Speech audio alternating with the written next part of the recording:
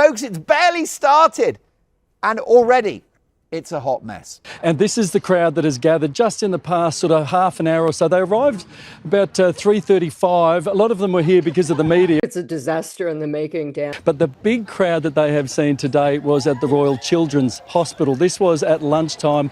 There were hundreds of people. I mean, I feel like we are mugs, Sophie. These guys are grifters par excellence. I call them the ginger and the whinger. There's no public-facing events. Everything's by invitation only. There's a couple of things, as you saw today at the Royal Children's Hospital, but that's just to give a bit of, froth and bubble out there for the media. Most of this is a commercial enterprise. It's to make money. When Prince Harry and Meghan Markle touched down in Australia, it was supposed to be a huge comeback moment, like stepping back into a place that once showed them nothing but love. But right from the jump, something felt off. Almost like the vibe had completely switched. There were no massive screaming crowds waiting at the airport, no wild energy, no chaos of flashing cameras going crazy. Instead, they came in low-key, almost too quiet to even notice. It was nearly silent, with no big photo op, no waving to the press, just a tight convoy rolling through like everything was being kept on lock. It all felt super controlled, super planned, like every move was calculated down to the second. Then came the moment that really made people stop and think.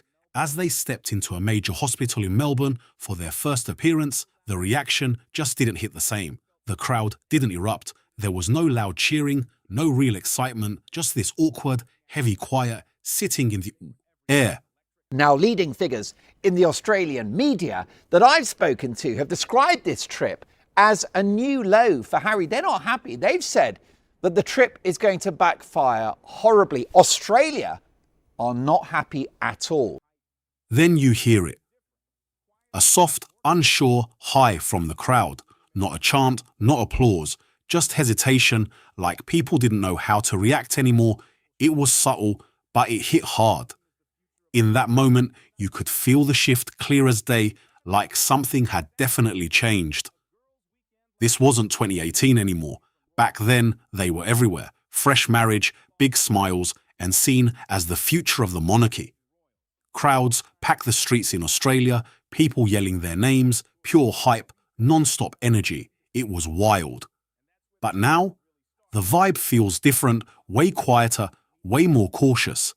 And for some, it's like that excitement has completely disappeared, because this trip isn't just another casual visit, not even close. It's happening after everything that went down, and that alone changes the whole mood. Stepping away from royal duties back in 2020, the interviews, the fallout, the controversy, and then trying to rebuild their image as independent figures. Why did you think you'd stop on your walk today? Well, we're actually just on a quick lunchtime walk. We work around the corner, saw the crowd gathered, asked your video guy what's going on, and it's only so often that you stumble across elite ginger.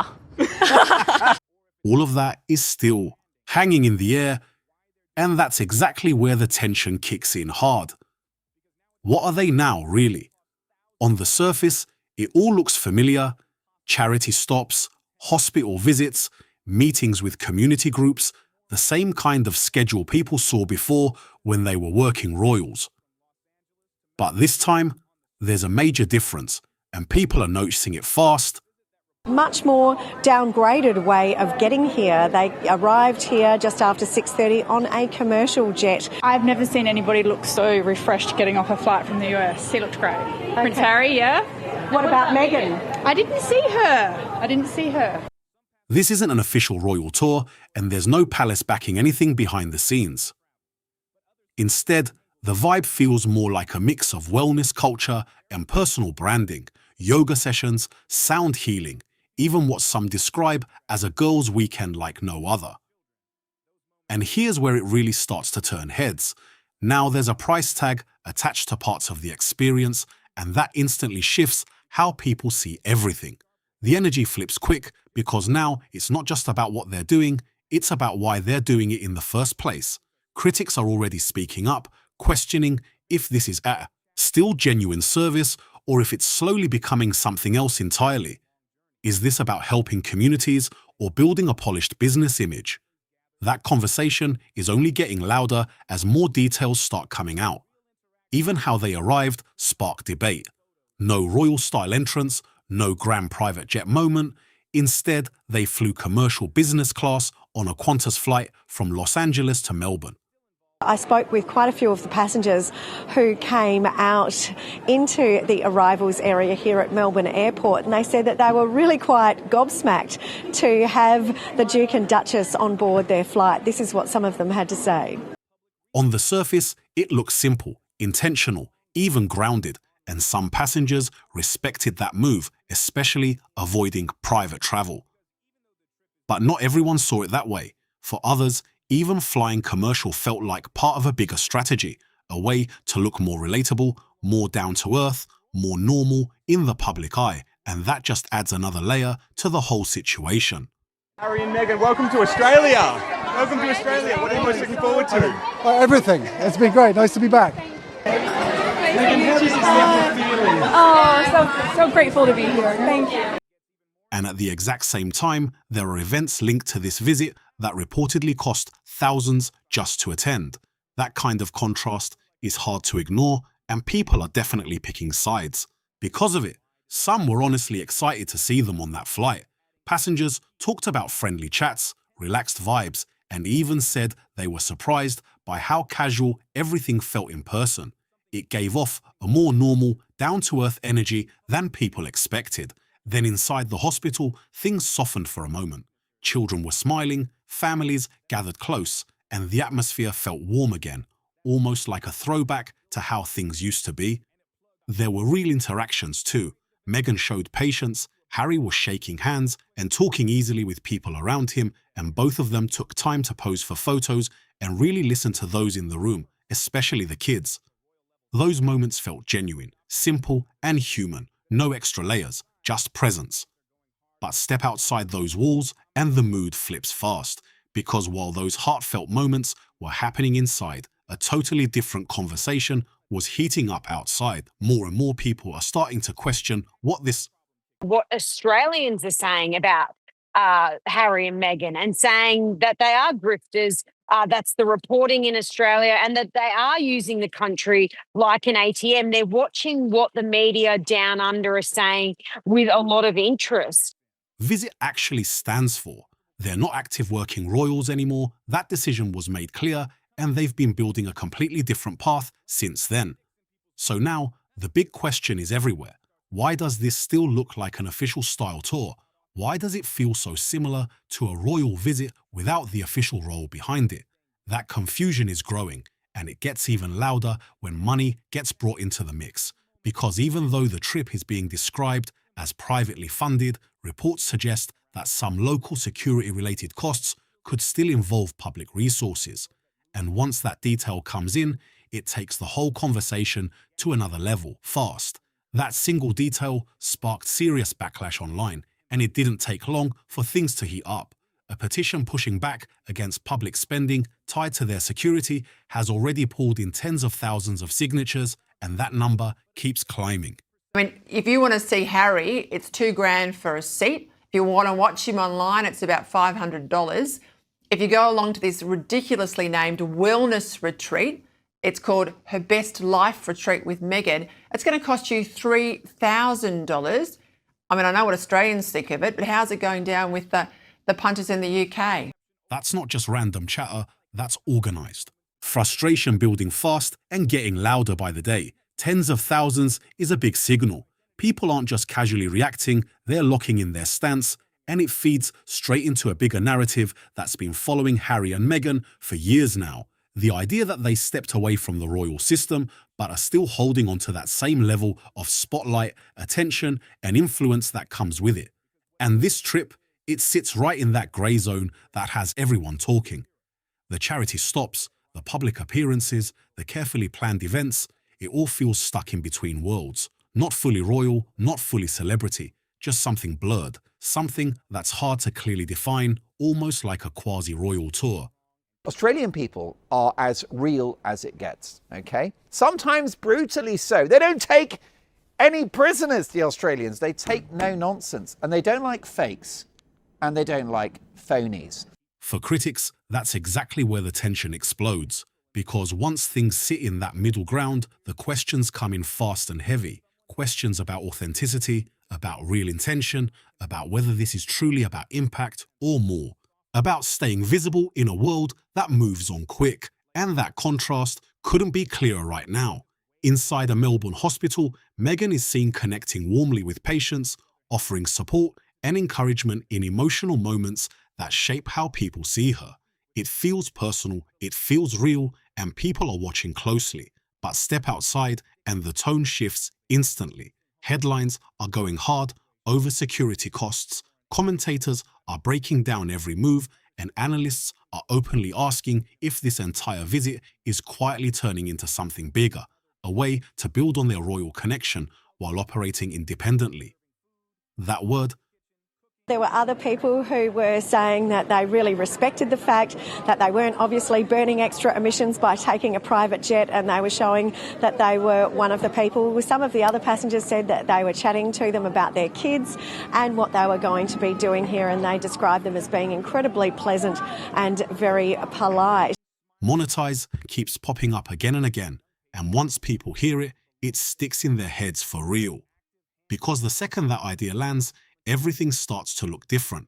Every appearance, every interaction, every carefully set up moment suddenly feels more calculated. Even that quiet emotional moment inside the hospital starts to shift in meaning.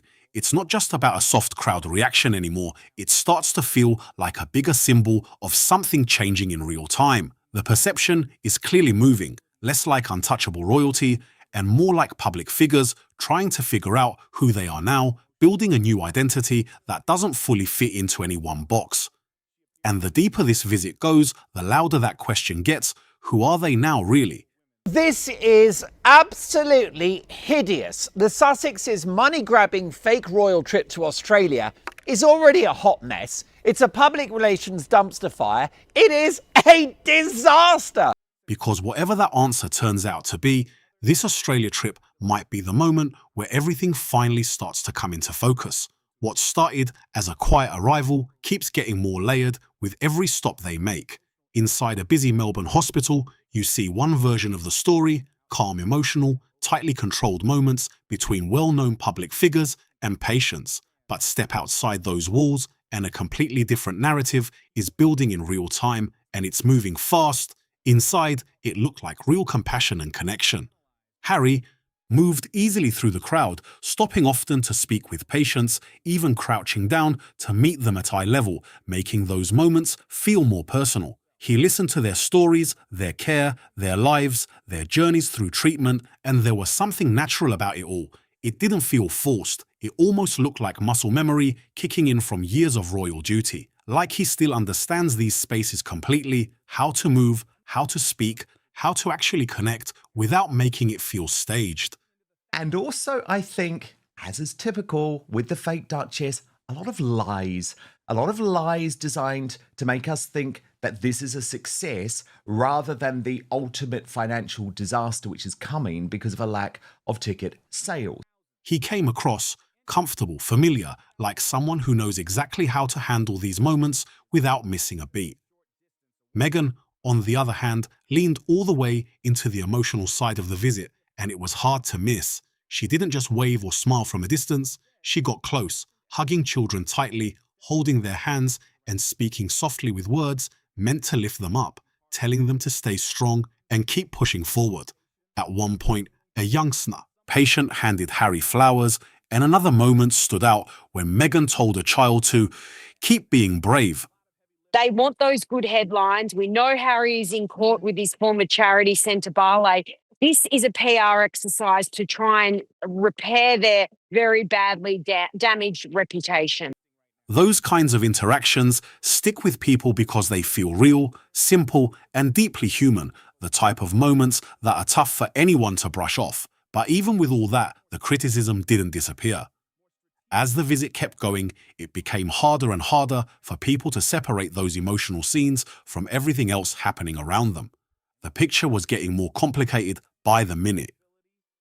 After leaving the hospital, Meghan didn't fade into the background or take quiet time. Instead, she steps straight into another carefully selected setting, a women's shelter in Melbourne, supporting people dealing with homelessness and serious life challenges. And she didn't just show up, she got involved, wearing an apron, moving through the kitchen, helping serve food, cooking, smiling, blending into the space like she naturally belonged there.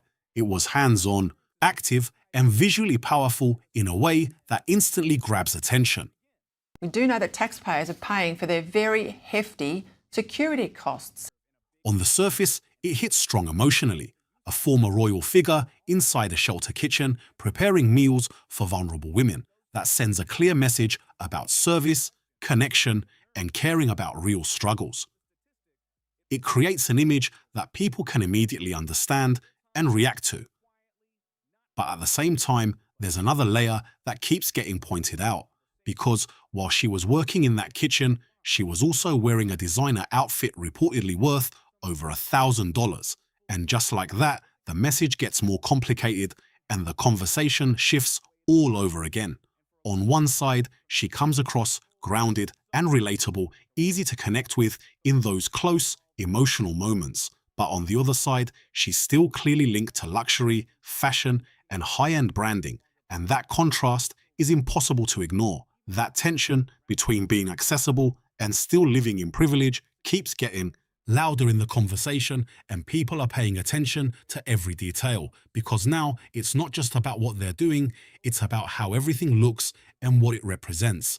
Every moment is being watched, picked apart, and analysed from all angles by the public.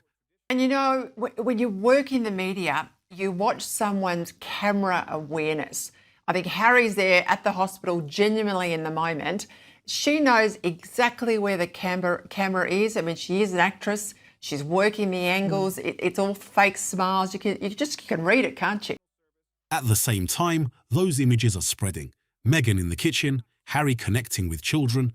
There's another reality unfolding not too far away, and it tells a very different story. In that version, access isn't just about showing up, it's about paying. Tickets are being sold, prices climbing into the thousands, not just for entry, but for proximity, for the experience, for that exclusive level of access that most people can't reach. And the upcoming wellness retreat in Sydney is not being framed as something casual at all. It's being presented as a luxury, high-end escape built around exclusivity and status.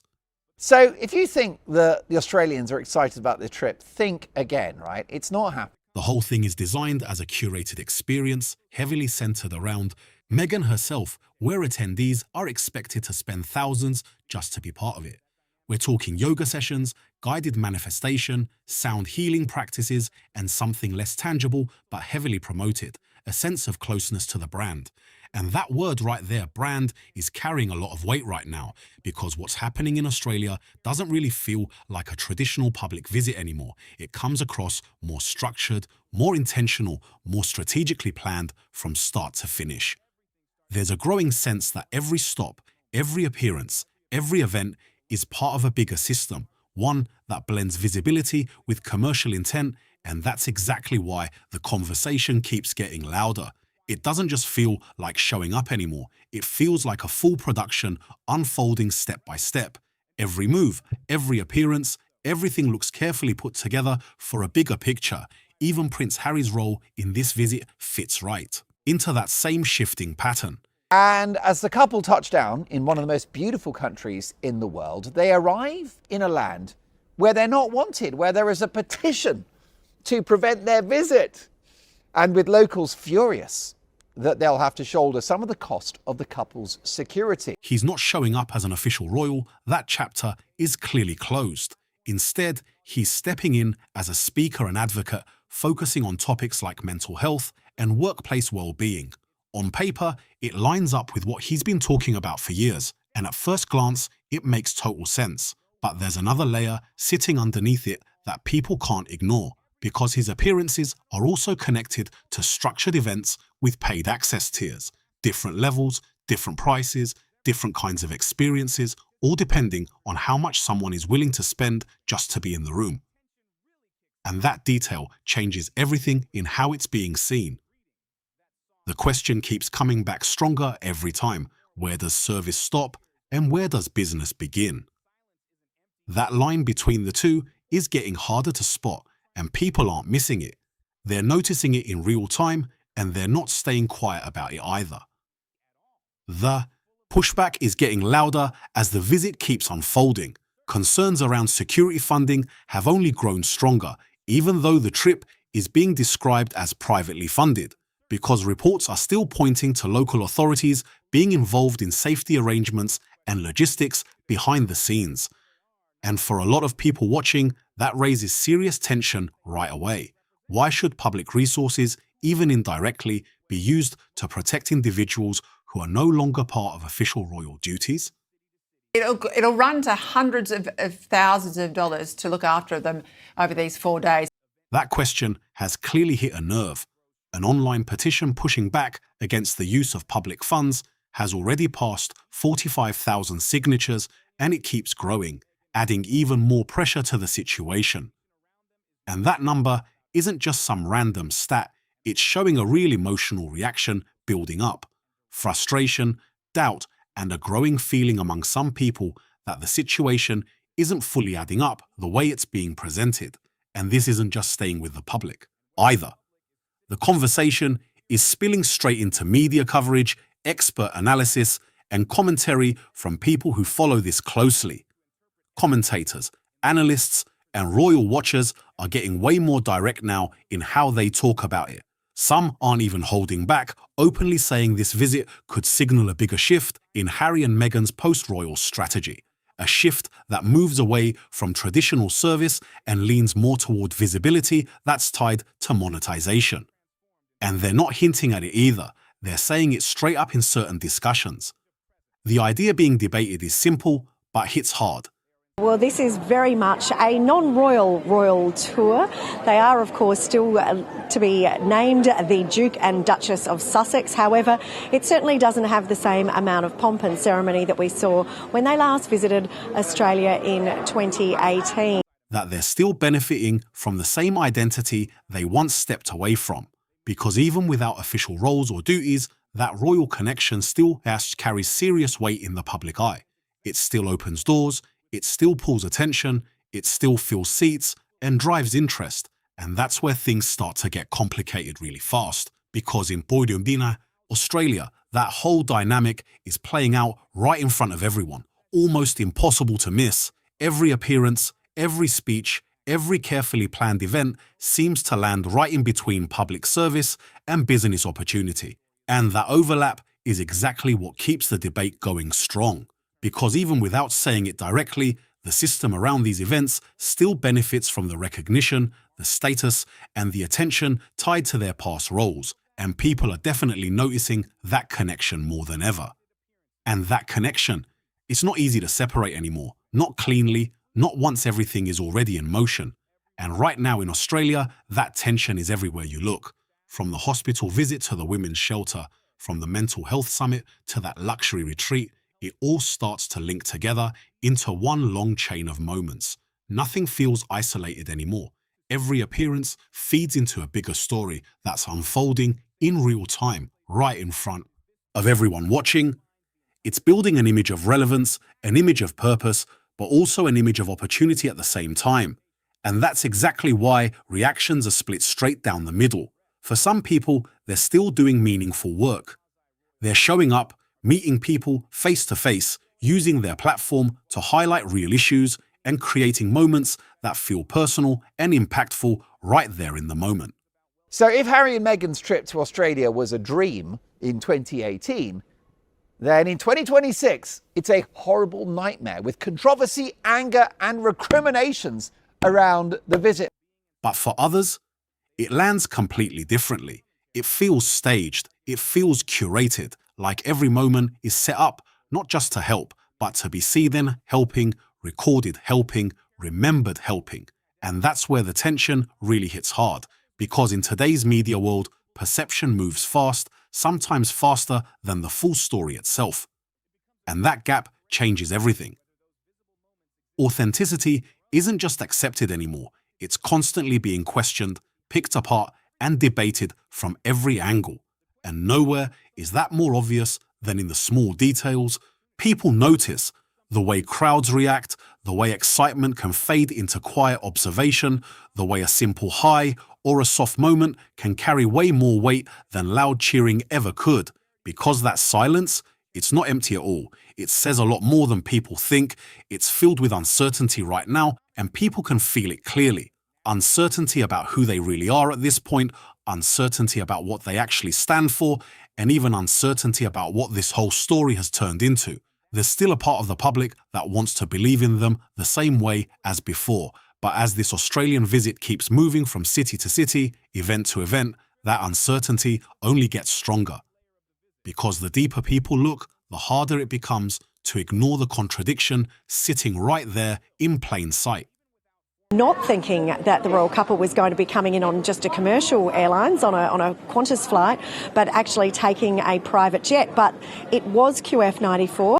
You've got compassion and commerce, connection and calculation, service and strategy, all happening at the same time, all blending together into one complicated picture that's playing out live in front of everyone. And all of it keeps leading back to one question that people can't avoid anymore. Not where they are, not just what they're doing, but why are they doing it like this? Why now? Why this kind of tour? Why in this exact way, at this moment, in this setting? And most importantly, what are they actually trying to become through all of this? By the time this Australian tour reaches its final stretch, the conversation isn't just about appearances anymore. It's not even just about their actions. It's about meaning, direction, identity, and whether the public is still willing to see things the way it's being presented, because every single stop adds another layer to the same growing question, stacking tension on top of tension until it's impossible to ignore. Are they still tied to the idea of royalty in the public mind, or have they fully shifted into something completely different? On the surface, everything looks structured and purposeful. Their schedule is packed, tightly organized, moving from one engagement to the next with sharp precision and control. And that only adds another layer to how this entire situation is being viewed. Although I'm not going to call it a tour, okay? They're not here formally as guest of government. They're not working royals. We know that now. This is a 4-day commercial venture to milk money out of Australians.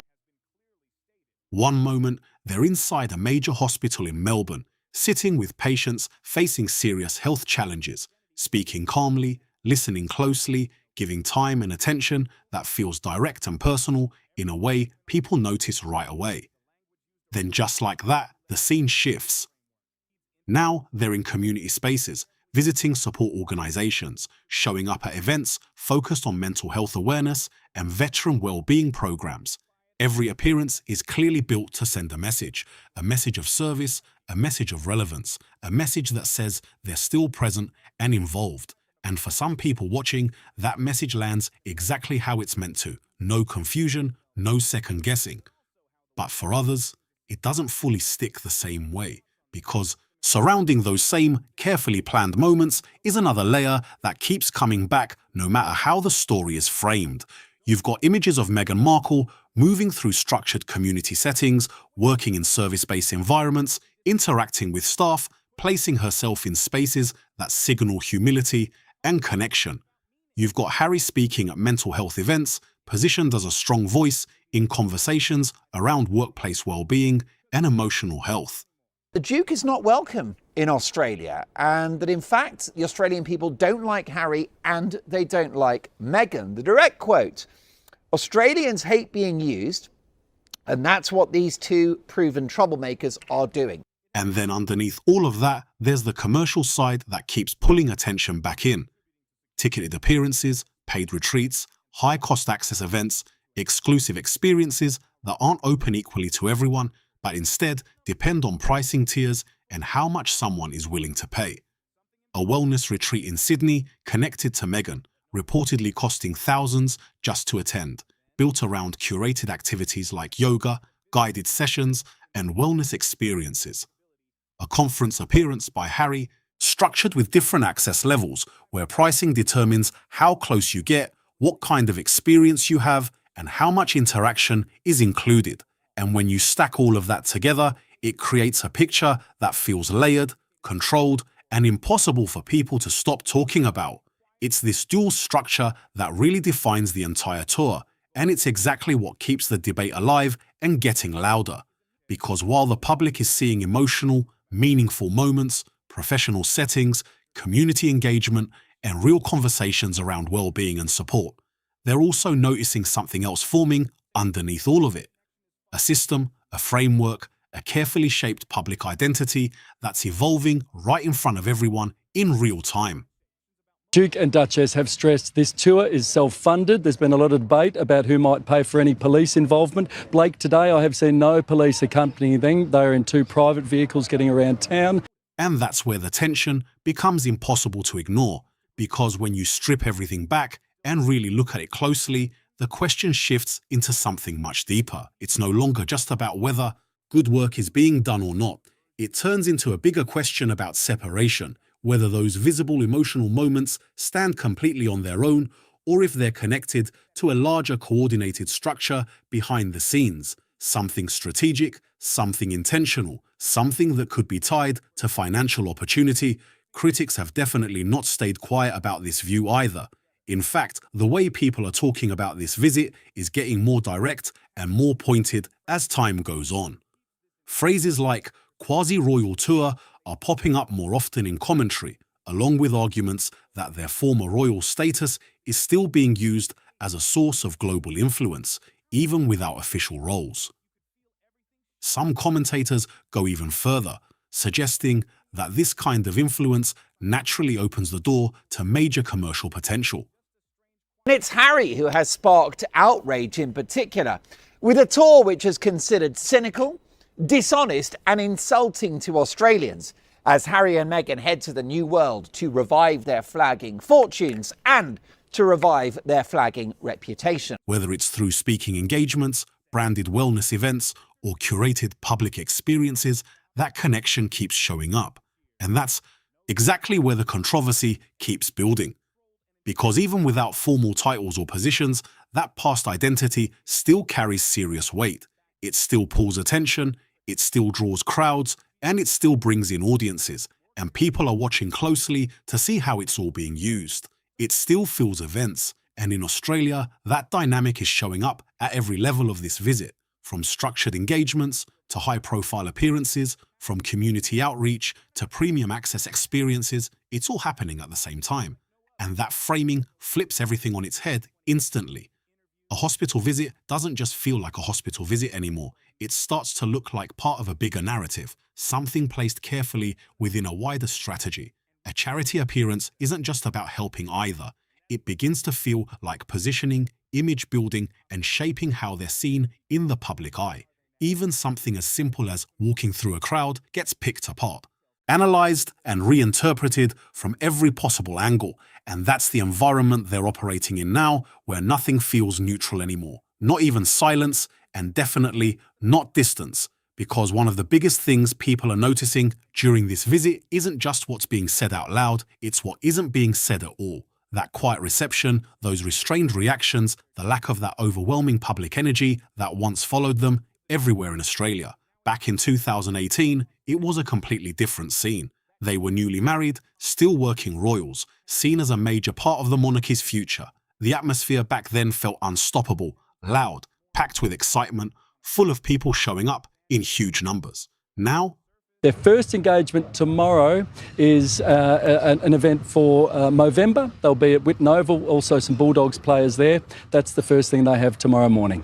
The tone feels different, more controlled, more measured, and in some moments, noticeably hesitant. And that shift tells its own story without needing much explanation, because it raises a question that keeps following them everywhere. They go, if public perception has changed this much, what does that mean for the identity they're trying to build now? Because one thing is clear, they are still actively shaping their identity, and every move on this tour plays into that. Every engagement adds another layer. Every carefully chosen location builds the image further, and every speech, every interaction, every headline becomes part of a much bigger design. It's all contributing to how they present themselves now, a version that exists outside the monarchy, outside the institution that once defined their entire public life, but still influenced by it in ways that are hard to fully break away from. And that's exactly where the contradiction sits, front and centre. It is their first time here since 2018. Very different world for them now. They are no longer royals. They are no longer working royals. They're not addressed as His and Her Royal Highness anymore. They live in California. So a very different memory they will have from when they were here in Melbourne last time. They are no longer working royals. That part has been made clear. They chose separation, independence, a completely different direction. But at the same time, the language around them hasn't fully moved on. They're still referred to by their titles, still discussed through the lens of royal history, still compared to the very institution they stepped away from.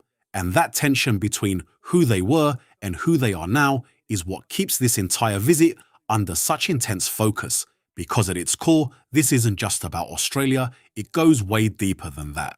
It's about identity, perception, and who actually controls the narrative in a world where control slips fast and doesn't stay in one place for long.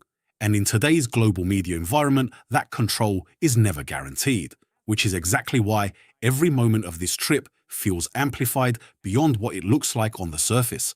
Every handshake, every speech, every quiet or restrained crowd reaction suddenly carries more weight. Even the smallest details, like a soft hi in a hospital corridor or a quick comment about being back, get pulled into a much bigger story, one that doesn't fully belong to them anymore. And then there's the financial side of all this. And it just keeps adding more heat to the debate. Even with repeated claims that the trip is privately funded, reports suggesting some level of public safety involvement are keeping tensions high. The idea that taxpayers could still be indirectly covering parts of the security has sparked real frustration, and people are speaking up about it. An online petition has already pulled in tens of thousands of signatures, and that number actually means something. It's not just disagreement, it's clear pushback building momentum. And in this situation, that pushback goes beyond just money. It's about meaning, about whether a visit like this should still have any connection to public responsibility or official expectations at all. And because of that, the same pattern keeps repeating over and over again. Every appearance gets praise and criticism at the same time. Every emotional moment is quickly followed by skepticism. Every attempt to connect with people brings up new questions about motive. And underneath all of it, one question keeps getting louder and harder to ignore. Are Harry and Meghan still part of a story the public truly believes in, or are they now presenting a version of something that once defined them but no longer feels the same? Because as this Australian tour starts wrapping up, there's no clean ending waiting at the finish line, no single moment that pulls everything together, no clear answer that shuts down the debate once and for all. Instead, what's left is the realization that the space they're in now is way more complicated than it used to be. Not fully royal, not fully celebrity, something in between that's still taking shape, still being questioned, and still being interpreted in real time. And maybe that's exactly why this visit hits different, because it's not just a tour anymore, it's turned into a reflection, showing not only who they're trying to present themselves as, but also how the world is choosing to see them. Right back, and that gap between those two things. That's where all the tension lives. So now it's your turn. If you've got thoughts on this, drop them in the comments and say what you really think. If this breakdown made you look at things differently, make sure you hit subscribe and stay locked in for more. Don't forget to smash that like button and share this with someone who needs to see it. Catch you in the next video.